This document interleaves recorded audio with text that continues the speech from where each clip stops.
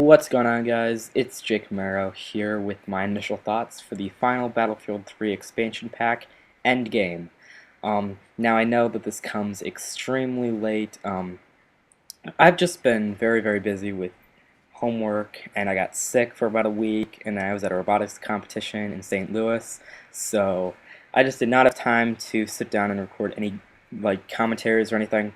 But now I've got a couple already edited and ready to go, so hopefully I'll be able to start to upload a little bit more regularly. Of course, we're moving into summer, and as with last summer, I'm going to be uploading a lot of videos during the summer. So Battlefield 3 Endgame, which was released on March 26th, 2013 for the Xbox 360 and PC players who are not premium members. The release schedule for Battlefield 3 expansion packs was very convoluted. So pretty much the first week the expansion pack was released, only PS3 players could get it. PS3 premium players. The week after that, Xbox 360 and PC premium players got it. The week after that, PS3 players who didn't have premium could purchase it for 1,200 Microsoft points or $14.99. And then the week after that, which was March 26th, was when PC and Xbox 360 players who didn't have the have Battlefield 3 Premium could pick it up. So, hence the name Endgame. This concludes the season of DLC for Battlefield 3. Of course, we're moving into Battlefield 4, and that'll be released sometime this fall. There was a rumor that it was coming out like October, pretty close to when Battlefield 3 was released back in 2011. So that's pretty exciting. I'll probably put up a couple of videos of that. But let's just get into to Endgame. So, starting off, I think Endgame is one of my favorite expansion packs for Battlefield 3. Not my favorite. I think Aftermath still holds the title as my favorite DLC. But Endgame really stands up there at the top. So, first of all, we're just going to go over all the different maps. So, we got Kaiser Railroad, Nabadan Flats, Operation Riverside, and Sabalan Pipeline. Sorry if I'm not pronouncing those perfect. But what's interesting is that each map displays a different season. So Kaiser Railroad is like spring-ish. Nabadan Flats is summer, Operation Riverside is fall, and of course Sabalan Pipelines is winter. And each of these maps, I think they're really good.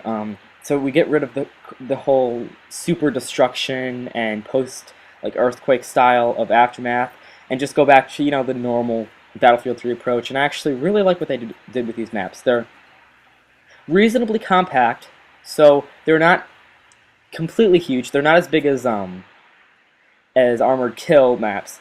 So they're about Operation Firestorm and Caspian Border size. So, well, probably not Caspian Border size, like a little bit smaller than that.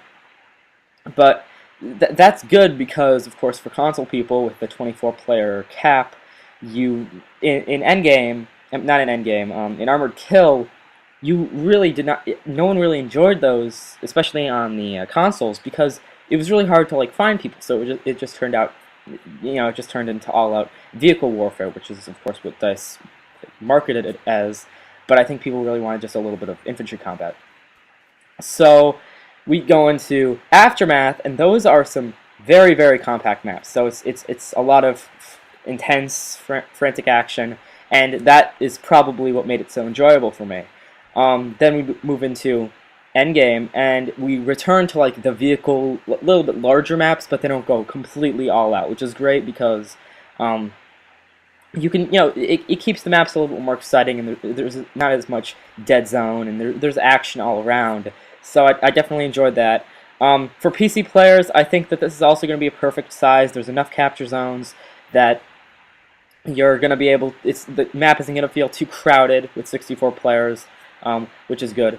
But another interesting thing that they bring into the maps is these jumps, everywhere. There's jumps all over the place, and that's for the new vehicle, the motorbike. Now we'll go into the full vehicle list a little bit later, and sorry if you hear some banging or something in the background. We have a work at our house right now because we're installing the pool this summer.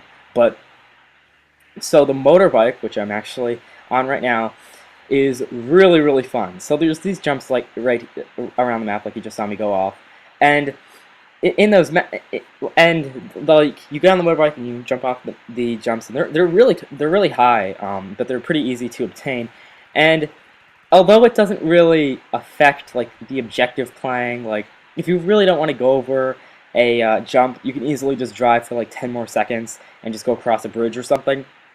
But it's really fun. I don't know. It's cool, you know, chasing down people on motorbikes because they're two-seaters, so pretty much they're the one person sitting in the bike drives, and then there's one guy in the back who shoots. So the motorbike, it's pretty fun, and the jumps, I don't know, it's the action is just pretty insane, just driving around because they're really fast. I don't think they're as fast as the ATVs in Armored Kill, but they're highly maneuverable. You can just go around turns so fast, and I think I included some clips. I'm following kind of the Crysis 3 style video format where I include like clips of me doing good, I guess. So you'll be able to see all the maps and stuff. Right now we're playing on Nabaton Flats, which is a pretty cool map. There's like combines everywhere, which is pretty cool. So those are the motorbikes. That's pretty fun, and so that pretty much concludes the map segment. And I think that if you're getting it without looking at anything else in the package, just the maps, I think you're going to be really, really impressed with Endgame. The maps are probably one of the best all around in Battlefield 3. Not the absolute best, but probably if I did make a top 5 list of my favorite Battlefield 3 maps, including like DLC, at least one of these maps would be in my top 5. So game modes, of course, DICE adds a new game mode or new game modes with every expansion pack that they've released for Battlefield 3, and of course Endgame is no exception. This time we've got 2 new game modes. We've got Capture the Flag, and then we've got Air Superiority. So Capture the Flag, although I didn't actually capture a ton of gameplay in that, I think I have 1 or 2 segments of me actually capturing the flag, but Capture the Flag is, well, it's capture the flag, and you know, 1 flag at the enemy's team's base, 1 flag at your base, and you have to go to the enemy base, get their flag, bring it back to your base. Except there's a couple problems with this game mode. It's exciting, and there's some pretty cool objective playing, but I think there's definitely some places DICE could have improved. So one of the problems that I had with it, now this may not be for everybody, but one of the problems I had is that there's only 2 spawns for each, well, 1 for each team. There's 2 base spawns. So you have to spawn at your base every single time unless you get revived or spawn at a spawn beacon. The problem with that is that when you die, you have to walk across pretty much the entire map. And I don't like, just having to walk for so long to get to the combat. There's a lot of running in Capture the Flag. And of course the motorbikes, you can get on them and drive around, but there's not a ton of them around. Each base usually has 2 to 3 of them, and people usually take them really fast to be able to get the flag. So that's one problem with it, but that's kind of, forgiving. It's kind of how Capture the Flag works, and I understand why that's in the game. But probably the biggest problem with Endgame, Capture the Flag, is that there's no timer for you to carry the flag. What I'm saying is that you need to capture the flag at your base. Your flag has to be there, so you need to have both the enemy flag and your flag in your possession to get the point.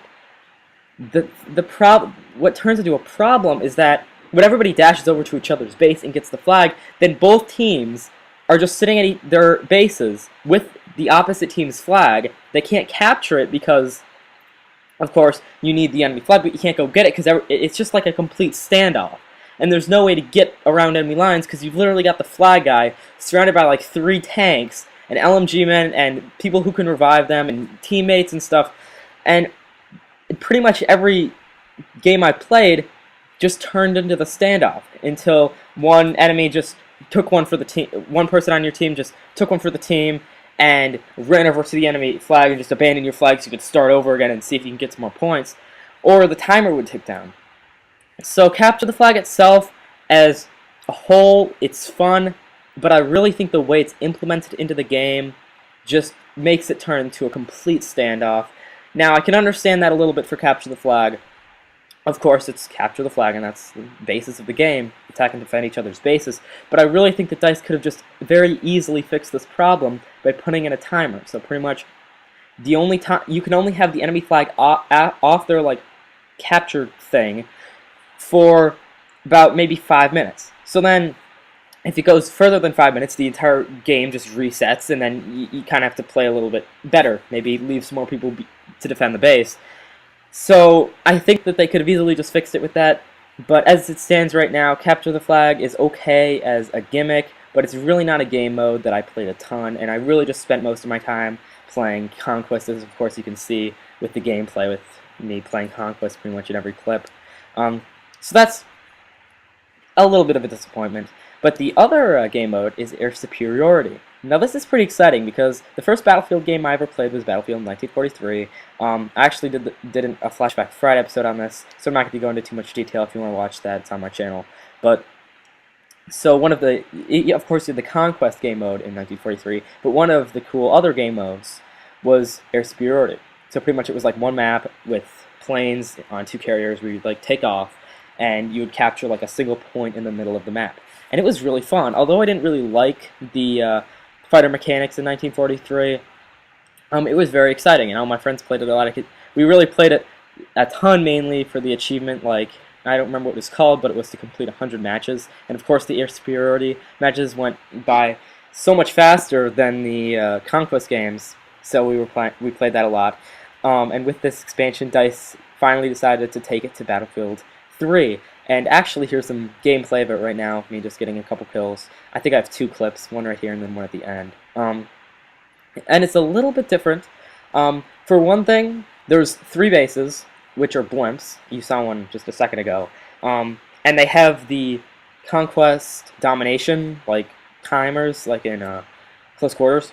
So when you don't have to stay in the vicinity for very long, and it's pretty tough, like, you know, because you have to be flying in a circle, and jets aren't the best at cornering, obviously. And then you're just dropped into an open battlefield, and it's actually on the maps, but like the endgame maps, the 4 that I listed before, but they're stretched out, of course, to accommodate all the fighters. And you just try to get as many kills and capture the objective as possible.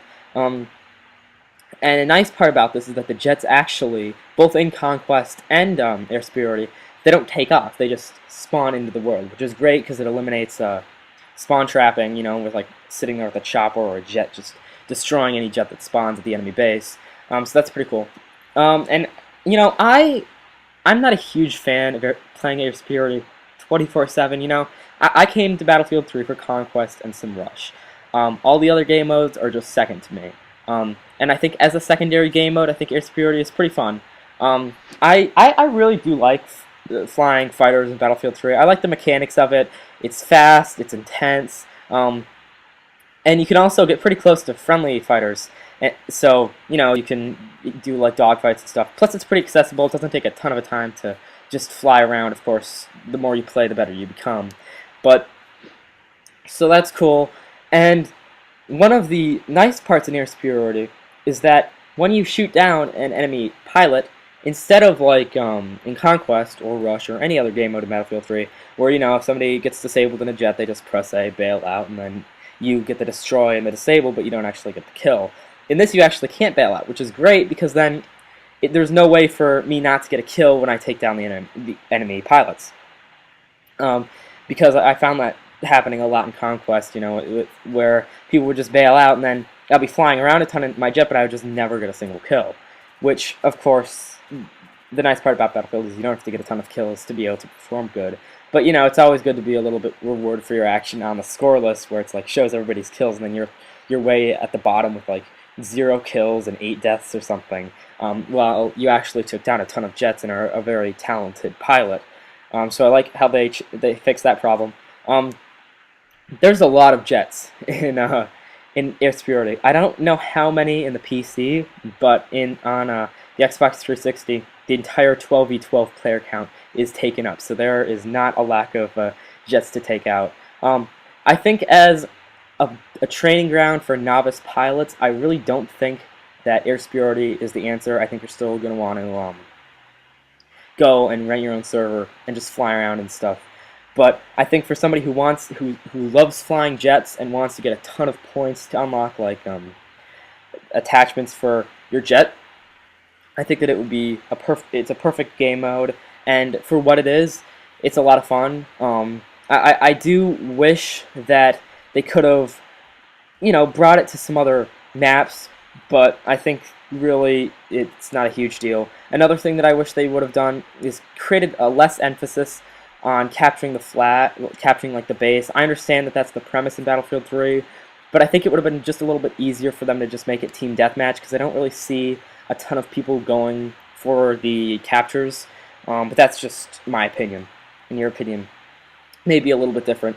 So, of course, it's a Battlefield 3 expansion pack, so you've got some assignments. And the assignments in Endgame are actually pretty interesting. So I'm just going to read them off to you now. And, of course, there's not as there's not as many as all the others, so you only have one list, I think, of 5 this time. Like, there's always, like, lists of 5 on the menu, but usually there's, like, 2 rows of 5.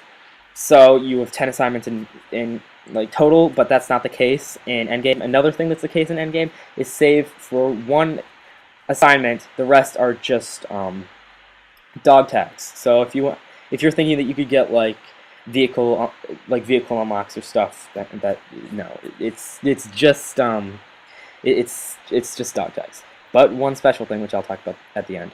So the way you unlock the assignments is a little bit interesting. So you start out with 3: Defender of the Earth, where the assignment is called Fly Swatter; the Star Spangled Banner, which the assignment is called Standard Bearer; and then Fatal Drop, Look Up. And Defender of the Earth, you have to destroy 5 air vehicles using the AA jeeps. For a Star Spangled Banner, you have to return 5 flags and capture the flag, capture 2 flags and capture the flag, and win 1 round and capture the flag. In Fatal Drop, you have to, from an airdropped IFV, which you saw at the beginning of this video, and we'll talk about when you get to the vehicle section, you have to kill an enemy soldier, kill an enemy transport vehicle, and kill an enemy IFV. Once you've completed all 3 of those attachments, you unlock Road Warrior, with the dog tag and assignment having the same name. You have to destroy 20 vehicles and do a road kill with a dirt bike, which is actually a lot easier than you would think. And then once you get all 4 of those, you've unlocked the assignment for the S-TAC, the M1911 S-TAC, and then you also get a dog tag. And the S-TAC is an M1911 with a suppressor and a tac light. It was formerly only available to the devs, but now the game developers for Battlefield 3 from DICE. But now everybody can get it. All you have to do is score 20 headshots with the pistol, any pistol, which is quite easy. And you unlock the S-TAC. I'm not going to get into the S-TAC that much. I may put up like a video on it or something, but you've seen me use it throughout the game. It's pretty much just an M1911 with a tac light and a suppressor. It looks cool, but it kind of acts the same way you would expect it to. So there are the assignments. They're a little disappointing because there's not that many of them, but I think that as a completionist standpoint, it was a lot easier to do them. And I think they've kind of gone full circle in Battlefield 3, and I think putting in anything else would have just been kind of overkill. But now we're gonna talk about the vehicles in Endgame. And in Endgame, there are 4 new vehicles. You've got the motorcycle, the HMMWV Azrad, the GAZ 3937 Vodnik AA, and the Lockheed Martin C-130 dropship. Now the HMMWV and the GAZ 3937 are both AA Jeeps, so they're like the Vodnik and the Humvee that you've used a lot throughout Battlefield 3. But now the gunner seat is actually an AA seat. So you've got like 2 missiles for anti-air, and then 4 like missiles for shooting people on the ground, and the ground missiles don't lock on. And it's pretty cool to drive around. The 4 ground missiles are they're pretty hard to get kills with, especially since it takes forever to reload. It takes a really long time to reload. So if you don't nail those 4 shots, the person who, like, if he's an engineer or a support guy, he's going to kill your vehicle. But the interesting vehicle, which we've already talked about the motorcycle, but the interesting vehicle is the C-130. Now, it looks exactly like an AC-130. Of course, there's no guns, but pretty much it's on every map, and there's a capture point on Conquest where somebody captures it. It isn't present on Capture the Flag for obvious reasons. But So it's flying around, and there's two things you can do with it.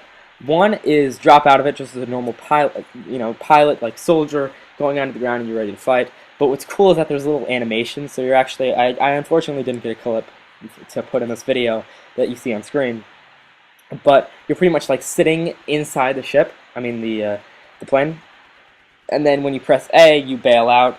You do like the bailout thing, which you've seen throughout Battlefield 3. But I think that's pretty cool, and you could especially like wait for friends and like do like epic like drops and stuff, which is cool. And then another thing you can do is actually drop an IFV out of it. Now it takes forever to spawn, but you actually can paradrop a IFV, which is pretty cool. But it's more of a gimmick for me. It's easier to just get a tank or something at the spawn, and I really have only used it a couple times for getting the achievement and for just dropping in a tactical location. But that's pretty much all there is in Endgame. And now let's just get into, should you buy it?